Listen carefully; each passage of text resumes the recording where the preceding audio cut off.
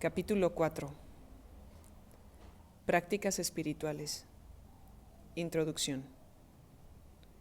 El ingenio humano ha dado como resultado un gran número y variedad de prácticas espirituales, muchas de las cuales se incluyeron en una lista y se calibraron en el capítulo 17 de Verdad frente a Falsedad. Cada una de ellas tiene sus raíces históricas, que incluyen tendencias étnicas y culturales, y estas prácticas también están alineadas con sistemas de creencias específicos. Muchas de ellas son rituales imaginativos, y sus niveles de calibración indican que sus beneficios surgen principalmente de la intención espiritual con la que se hacen, más que de la práctica misma. Por lo tanto, se dice que hay 10,000 caminos que llevan a Dios, puesto que cada práctica satisface algún propósito en un momento dado de la evolución espiritual del individuo. Algunas prácticas son casi universales en su expresión, como la devoción y la adoración de la divinidad bajo cualquier nombre. En cambio, otras son muy singulares, hasta el punto de que quedan imbuidas de magia y misticismo. A menudo, estas incluyen la súplica y o la manipulación de diversos campos de energía lineal y la invocación a espíritus invisibles. En realidad, estas prácticas confían en técnicas de magia y en el caso típico calibran muy bajo, con frecuencia por debajo del nivel de conciencia de la verdad, situado en 200. Las principales prácticas espirituales genuinas son la adoración individual y grupal y la oración, en las que se incluye la música, el incienso, las artes creativas y la danza, así como símbolos, posturas y mudras. A menudo están relacionadas con estilos de vestimenta, observancias dietéticas, genuflexiones, postraciones corporales, ayuno, cuentas de oración y el canto rítmico de mantras. Además de reflejar adoración, las actividades grupales también reflejan gratitud a la divinidad por la vida y las expresiones de la gracia de Dios. En la vida cotidiana, la oración formal de agradecimiento se expresa habitualmente en la bendición de la mesa antes de las comidas. Los beneficios de esta práctica han quedado corroborados por la investigación de la calibración de la conciencia, que muestra que la energía real del alimento aumenta entre 10 y 20 puntos. En todas las sociedades, los prudentes dan reconocimiento a Dios, aunque a nivel personal alberguen dudas o carezcan de convicción. La universalidad del reconocimiento de la divinidad a lo largo del tiempo y en todas las culturas representa la conciencia intuitiva y la sabiduría de la conciencia colectiva humana, que es independiente de la localidad o del marco temporal. Algunas prácticas incluyen la intención de influir en Dios para que actúe en la dirección deseada con el fin de conseguir algún beneficio específico. Otras prácticas están destinadas a apaciguar lo que, según se cree, son los aspectos negativos de Dios y por lo tanto incluyen el sacrificio personal o ritual, así como el de animales o humanos. Incluso dar muerte ha quedado incorporado en algunos rituales, pero estos calibran extremadamente bajo, indicando errores serios y desvío de la verdad. El nivel de calibración de una práctica espiritual refleja en qué medida ésta se encuentra intrínsecamente alineada con la verdad espiritual, más que con la ilusión y la imaginación. Como la divinidad es intangible y no lineal, Dios es la pantalla última sobre la que se proyectan los interminables errores y tendencias del ego humano. Con frecuencia, a la divinidad se la retrata con una personalidad diferenciada. La humanidad intuye la presencia de Dios como creador y la realidad no lineal infinita, que es la fuente misma de toda creación y existencia. Está presente dentro del dominio lineal discreto como fuente de su existencia. Esto se refleja en la doctrina eclesiástica de la ley natural del catolicismo romano, que afirma que la humanidad ha sido creada con la capacidad de llegar a Dios creador, y por lo tanto tenemos la obligación moral de hacerlo. La doctrina de la ley natural calibra en 570. Actualmente, Esta es una realidad aceptada por aproximadamente el 90 y el 92% de los estadounidenses. Todas las grandes religiones, como el panteón hindú o la Trinidad cristiana, reconocen la universalidad de la divinidad. La Trinidad también está presente en el hinduismo bajo la forma de Brahma, Vishnu y Shiva. Asimismo, existen descripciones de las diversas expresiones de Buda, y a Krishna también se le retrata desempeñando distintos papeles. En el monoteísmo de la teología cristiana y judía, a Dios se lo conceptualiza como principalmente trascendente. La investigación de la calibración de la conciencia confirma que Dios es trascendente, inmanente y que está presente en todo cuanto existe como la fuente misma de la existencia. De esta manera, lo no lineal está presente en lo lineal. La principal forma de práctica espiritual que prevalece en la mayoría de las religiones del mundo es la repetición de las escrituras o porciones de versos que con frecuencia también son la base de enseñanzas destinadas a instruir mediante sermones o grupos de estudio. Otro rasgo común a todas las religiones son las prácticas grupales, como peregrinaciones, retiros, festivales y celebraciones religiosas. Los símbolos de la divinidad se han descrito alegóricamente en forma de estatuas, gráficos, monumentos inspirados, estupas y pirámides. Incluso se han usado patrones transversales, como la disposición geométrica del laberinto situado en el suelo de la Catedral de Chartres, en Francia, para incrementar la conciencia espiritual. En cambio, el Islam, el judaísmo y algunas ramas del cristianismo ortodoxo oriental evitan los íconos o retratos de la divinidad. Hay una variedad de prácticas espirituales de considerable interés en formas de ejercicios físicos repetitivos, como los diversos yogas, que también incluyen ritmos respiratorios diseñados para controlar los sistemas de energía físicos y espirituales a través del sistema de chakras. Todos los grandes yogas calibran extremadamente alto e incluyen el servicio desinteresado del Karma Yoga, que calibra 915, el Bhakti, que calibra 935, el Raja, que calibra en 935, el Kundalini, que calibra en 510, el Kriya, que calibra en 410, y el Hatha, que calibra en 390. El Jnana Yoga es la vía Advaita o no dualidad, calibra 975, que hace énfasis en la meditación y en la contemplación, y es el camino que siguió Buda y otros grandes místicos de la historia. En muchas religiones también se incluye la práctica de recitar mantras o la repetición de frases u oraciones que con frecuencia resaltan sonidos específicos, como el famoso Om, o la repetición de los nombres de Dios. La desventaja de las prácticas físicas y cánticos rítmicos y repetitivos es que inducen artificialmente a un estado de conciencia alterado que puede confundirse con un estado místico, como el Satori. Sin embargo, por otra parte, también pueden precipitar repentinos estallidos de intuición o experiencias cumbre, cuyo valor queda determinado por el impacto subjetivo, indicado por una elevación en el nivel de conciencia o un avance de la conciencia espiritual. Antes o después, la mayoría de los buscadores espirituales investigan una variedad de técnicas y prácticas, especialmente durante el periodo inicial de exploración. Con frecuencia, el resultado es la fidelidad simultánea a diversas prácticas que son compatibles con la personalidad de uno, con su estilo de vida, con la experiencia espiritual anterior y con el propio nivel de conciencia.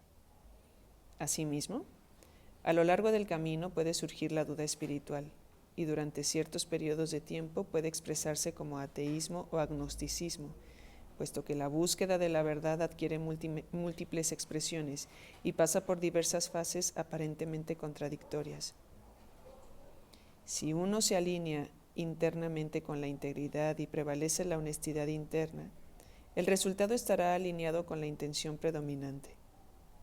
A la larga, el guía definitivo es el ser interno, que, según se cree comúnmente, se siente muy feliz de lanzarle a uno por el precipicio si eso es lo que hace falta para despertarle y activar el espíritu. El camino de la no dualidad también se expresa en el Advaita, el Jnana Yoga y el Zen, que es paradójicamente la vía que va de la mente a la no mente de la mente. La devoción intensifica cualquier camino o práctica que se haya elegido, y la devoción y la oración interna caracterizan al místico. La intención energiza la búsqueda seria y dedicada de la iluminación, y la devoción la empodera. Esto lleva a la búsqueda de la verdad interna, caracterizada por la meditación y por un estilo de vida contemplativo.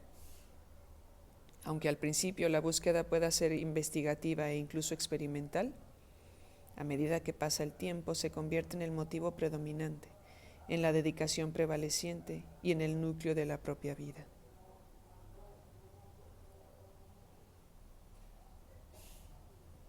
Meditación. La introspección enfocada y concentrada puede ser pacífica y satisfactoria, pero también muy frustrante. Hay una enorme cantidad de literatura sobre el tema, con descripciones de las técnicas disponibles. Las más prevalecientes surgen de las tradiciones hindú, sufí y budista, así como de los místicos y contemplativos cristianos. Sentarse inmóvil con las piernas cruzadas es una disciplina que se aprende. Su propósito general es trascender la identificación con el cuerpo-mente y así realizar el ser, que está más allá de ambos y sin embargo los incluye. La mayoría de los practicantes se quejan de que la actividad mental no cesa. Discurre una secuencia interminable de pensamientos, conceptos, ideas, imágenes, memorias, sentimientos y anticipaciones que fluyen por la pantalla de la televisión mental, creando una fantasmagoría incontrolada de actividad aleatoria. La intención de la meditación es el desapego, especialmente desapegarse de la noción de que los pensamientos son míos y de que me representan a mí. En realidad, son meramente de ello, como la propia mente.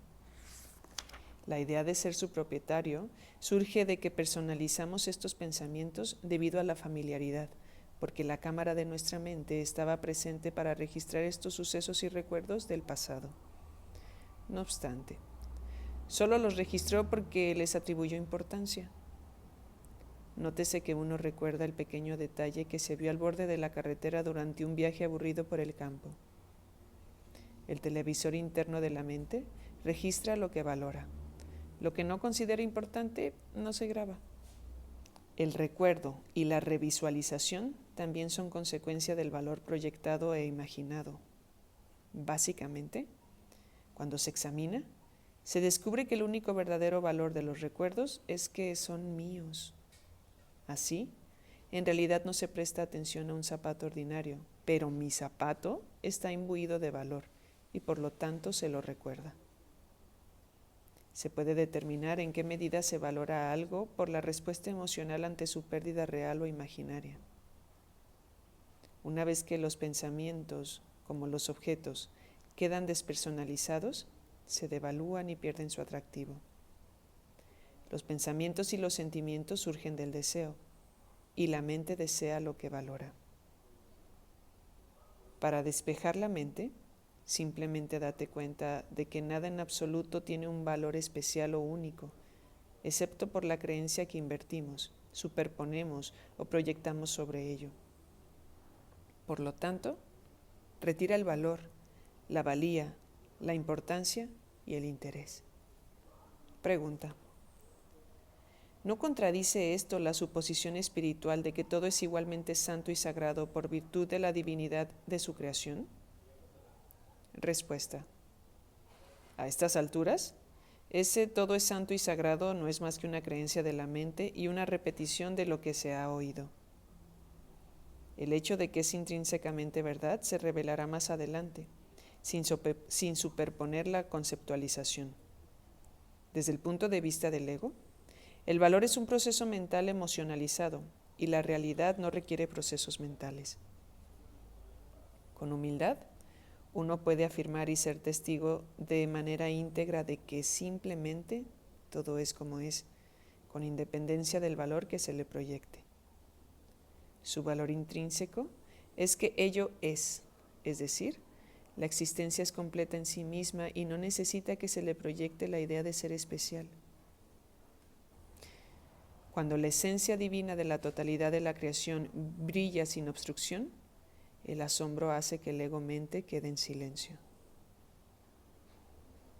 Pregunta: ¿cómo es posible silenciar la mente?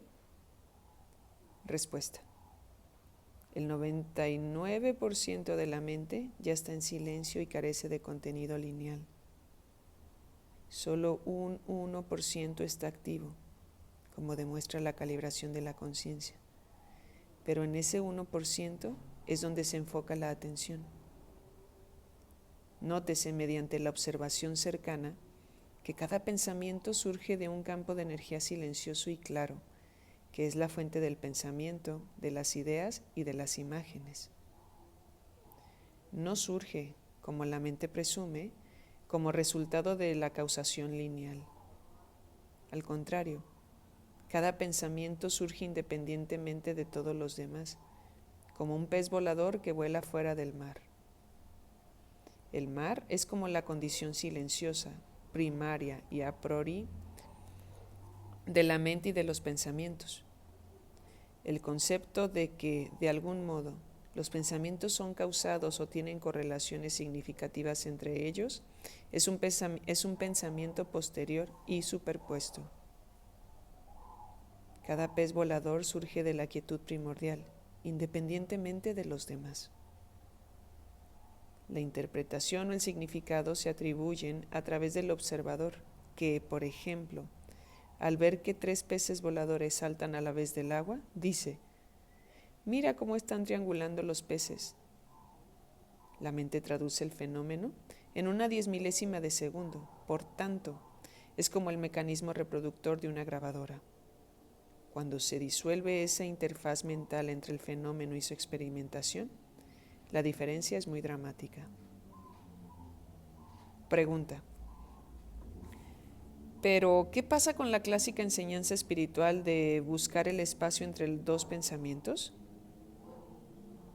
Respuesta: hay un malentendido, porque no hay un espacio detectable entre 2 pensamientos a través del cual uno pueda vislumbrar el infinito.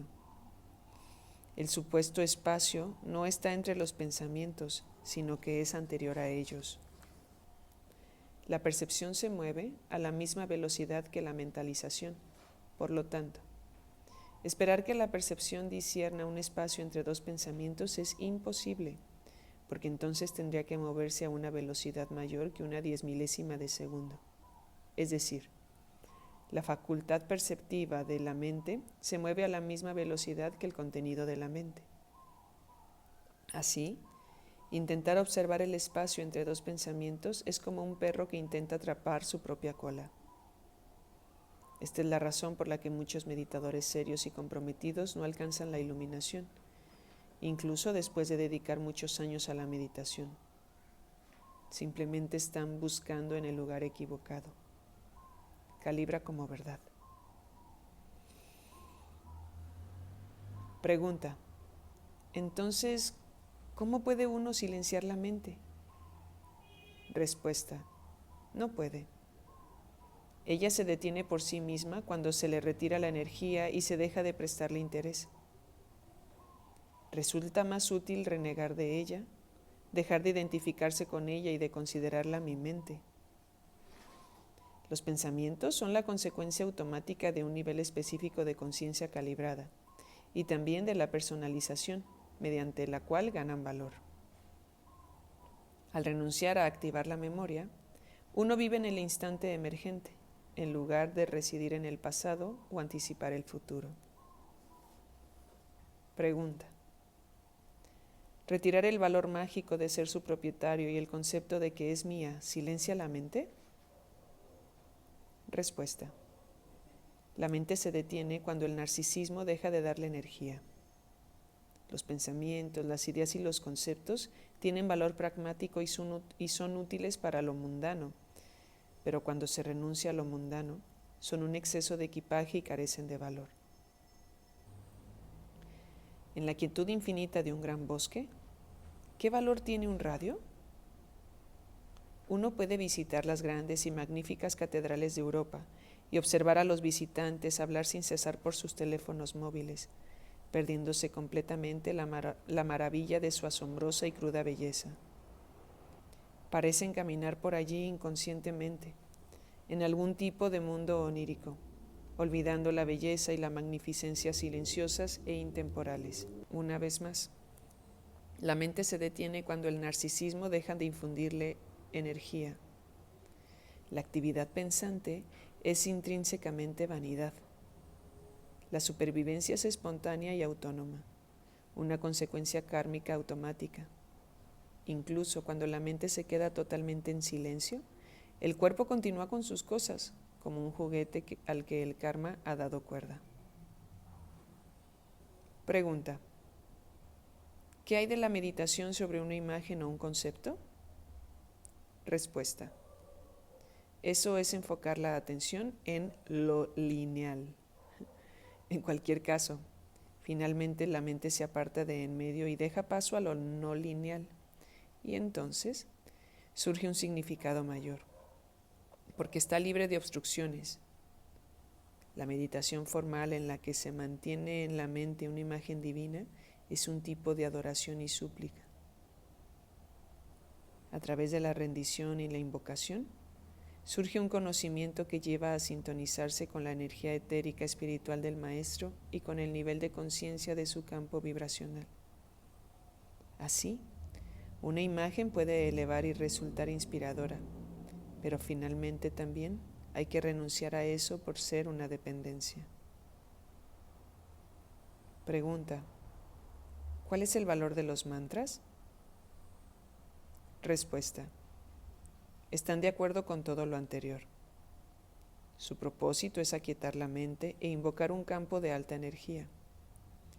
Los niveles calibrados de diversos mantras se ofrecen en el capítulo 17 de Verdad frente a Falsedad.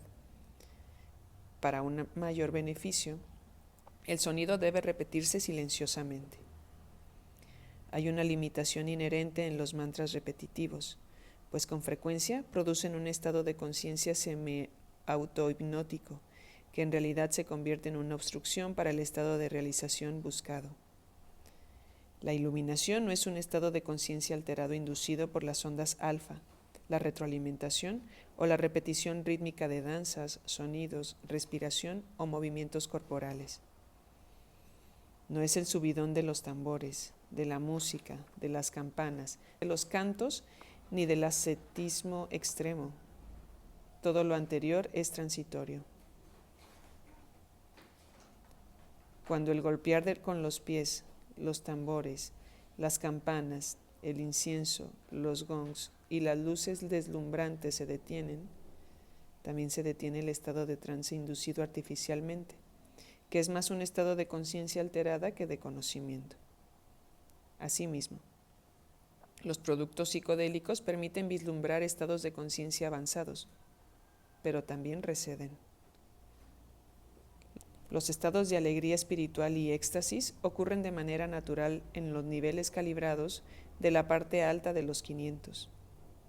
Para alcanzar la iluminación, también hay que entregarlos a Dios, y en su lugar surge una gran paz que está más allá de toda descripción.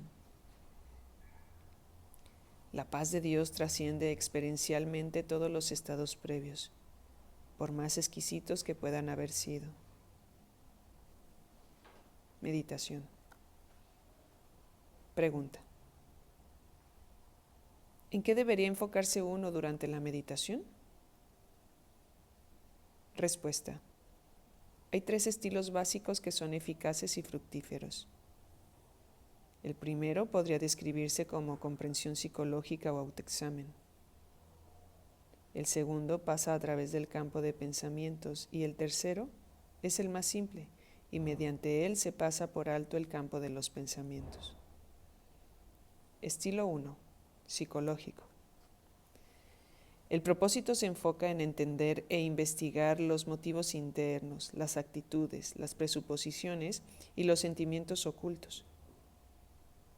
Históricamente, a esto se le ha llamado autoexamen, inventario espiritual o autoevaluación destinada a conocerme a mí mismo.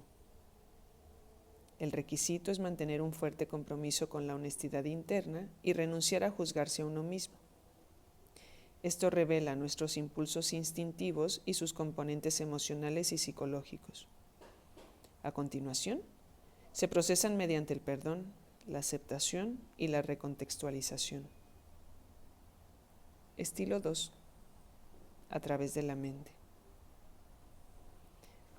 Busca el campo de energía de la quietud silenciosa, que siempre está presente y está situado justo antes de y por debajo de la llegada del pensamiento.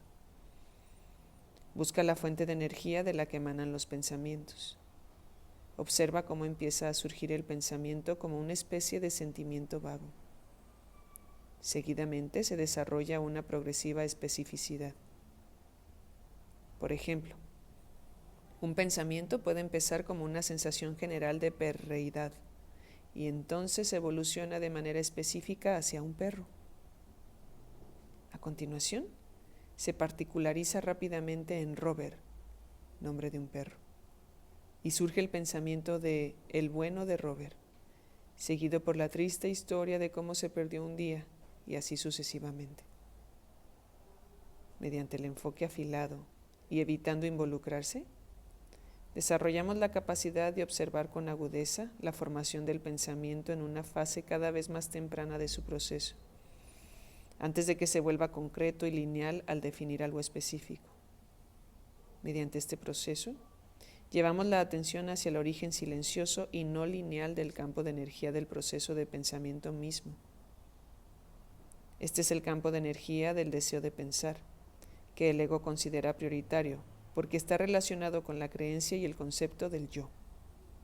Así, está dotado de una urgencia creativa del tipo necesito pensar o tengo que pensar, y la mente se mueve por allí en estado de pánico, queriendo alcanzar como sea un pensamiento para sobrevivir. Uno puede rendir el deseo de pensar a Dios, lo que rápidamente suscita en la mente un temor relacionado con la supervivencia. En ese punto, uno tiene que entregar el deseo de sobrevivir a Dios. Si uno deja de pensar, surge el miedo a no tener mente.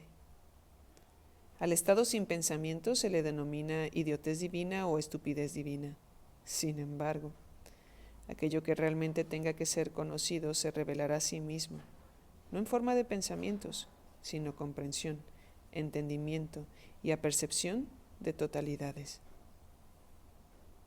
La realidad infinita es omnisciente e independiente del hablar, del pensar y de la verbalización. El ego narcisista es adicto a hablar. No tiene valor para el ser. El ego mente cree que si deja de pensar, sentir, el yo personal morirá, puesto que estas funciones son intrínsecas al sistema de supervivencia del ego. Por lo tanto, teme y evita el silencio y la quietud. El ego yo se identifica con lo que es lineal, discreto, separado y definible, es decir, con el contenido. Estilo 3. Pasar por alto la mente. Mientras que los estilos 1 y 2 son educativos, el estilo 3 es puramente subjetivo experiencial y no es mental, psicológico, emocional o conceptual. Es el más rápido y básico. Consiste simplemente en un hacer. Los pasos son muy simples. Relájate completa y profundamente. Cierra los ojos. Observa el campo visual y simplemente enfócate en lo que ves. Dentro de la oscuridad, nota muchos puntitos de luz, llamados fosfenos. Hazte uno con esas luces. A esto le sigue la ausencia de pensamientos. Y fúndete con el campo visual.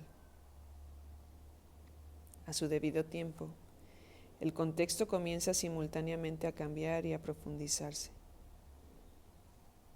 La aparente separación entre el testigo y el observador desaparece. Uno se convierte en el fenómeno sin que haya un observador localizado. Finalmente, solo prevalece la conciencia misma, y todo es espontáneo y no dual. La mente es pasada por alto y entregada a la mente, que es autónoma. Con la práctica, esta capacidad de unificarse con el estado silencioso y sin pensamientos puede mantenerse con los ojos abiertos.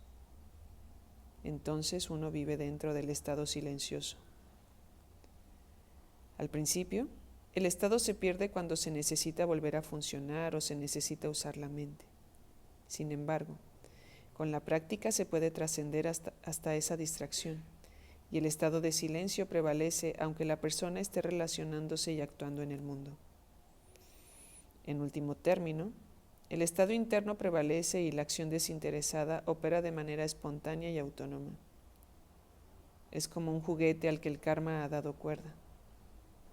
Finalmente, se puede incluso pensar y responder al mundo sin interrumpir el estado de paz silenciosa. El mundo percibe a la persona como un tú cuando solo es una funcionalidad lineal. Es como las olas del mar. En el caso de la contemplación, el sentido del yo pasa del contenido al contexto. Entonces uno habita en la conciencia, silenciosa, que Ramana Maharshi llamó Turiya, el cuarto estado. Pregunta: ¿no produce esto un deterioro del funcionamiento? Respuesta: sí. Puede ser necesario abandonar el mundo ordinario durante algunos años. En este punto, no es algo que preocupe. El mundo es entregado a Dios. Pregunta: ¿qué reemplaza a la mente cuando ésta desaparece? Respuesta: se despliega la sabiduría divina. La conciencia, consciousness, awareness, permanece, pero es una cualidad o condición autónoma. La pérdida de la mente no da como resultado la nada. Al contrario, es reemplazada por la totalidad. La hoja no es el árbol. Resulta seguro abandonar cualquier identificación con lo que uno piensa o con aquello para lo que cree que es. Nada de ello es real, y la nada es pura imaginación. Pregunta: ¿pero qué hay de la existencia misma? Respuesta: tanto la existencia como la inexistencia son posicionamientos abstractos. Ninguno de estos términos es aplicable a la realidad, que está más allá de ambas ideas. La conciencia, consciousness, es como la clara luz de la conciencia, awareness, primordial. Es la condición primaria. Pregunta: ¿pero eso no le llevaría a uno al vacío? Respuesta: ese es un tema que se abordará más adelante de manera específica. Al principio no es un problema, y solo se convierte en un asunto que ha de ser clarificado y entendido en el nivel de conciencia 850. No obstante, es conveniente conocerlo bien con antelación. Por lo tanto, se abordará detenidamente en una sección posterior. Contemplación. Meditación y contemplación son meramente estilos descriptivos. No están separados porque los procesos son esencialmente iguales. En la práctica, la meditación formal tradicional es un proceso que requiere alejarse de las actividades de la vida diaria. Sin embargo, con el tiempo, tiende a desarrollar en la persona cierta sensación de ser especial. Además, se queda compartimentalizada y se hace cada vez más esporádica. Hay periodos de entusiasmo, pero la práctica es vulnerable a las exigencias de la vida diaria. Es más provechoso usar el mudra, la posición, el enfoque o la intención esenciales con un estilo que permita practicarlos continuamente, de modo que la contemplación se convierta en un modo de vida y la propia vida se convierta en la meditación. Lo evolutivo es convertir la propia vida en una oración, contemplación, meditación, súplica y rendición. La vida de uno se convierte en la oración. La oración es la contemplación.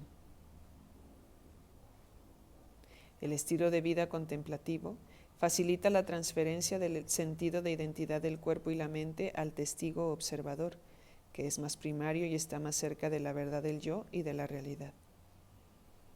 El paso siguiente es la retirada del sentido del yo del testigo observador, cuando se traslada a la facultad de la conciencia, consciousness awareness misma, que es una cualidad más que un personaje. Una ventaja importante de ser el testigo observador en lugar del participante es que el testigo no habla, simplemente se ve sin comentar. Se podría decir que el observador testigo está alineado con el bosque más que con los árboles. Pregunta: ¿cómo se puede instituir, emprender o aprender la contemplación? ¿Es una decisión? Respuesta: solo es una cuestión de conciencia, awareness. En realidad no es nada nuevo y por lo tanto no tiene que ser aprendida. Solo hay que prestar atención. Una decisión o opinión útil es decidir dejar de hablar mentalmente sobre todas las cosas y evitar introducir comentarios, opiniones, preferencias y declaraciones de valor.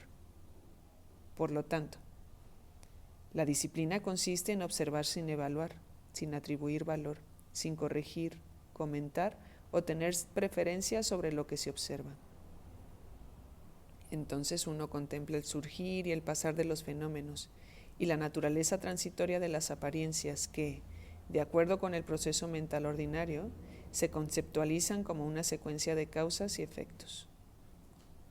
Una práctica informativa es pretender ser estúpido y, mediante la invocación a la humildad radical, dejar que la esencia irradie su brillo. Desde el punto de vista espiritual, todo pensamiento solo es vanidad, ilusión y pomposidad. Cuanto menos piensa uno, más deliciosa se vuelve la vida. Finalmente, el conocer reemplaza al pensar. El hecho de que uno es en realidad no requiere ningún pensamiento en absoluto. Por lo tanto, resulta útil tomar la decisión de detener la conversación mental y el parloteo inútil. Con frecuencia, los retiros grupales silenciosos son experiencias útiles, porque en ellos se descubre que la vida sigue adelante de manera deliciosa y todo encaja en su lugar por su propia cuenta. La comunicación continúa de manera no verbal y todo el mundo parece volverse telepático en un tiempo sorprendentemente breve. Pregunta: ¿es posible el estilo de vida contemplativo en el mundo de nuestros días? Respuesta: cuando hay una fuerte intención, la vida diaria se acomoda. La contemplación implica desapego, pero esto no impide la actividad. Pregunta: la contemplación parece confrontar la tendencia de la mente a controlar y a pensar que tiene que controlar para sobrevivir. Respuesta: así es.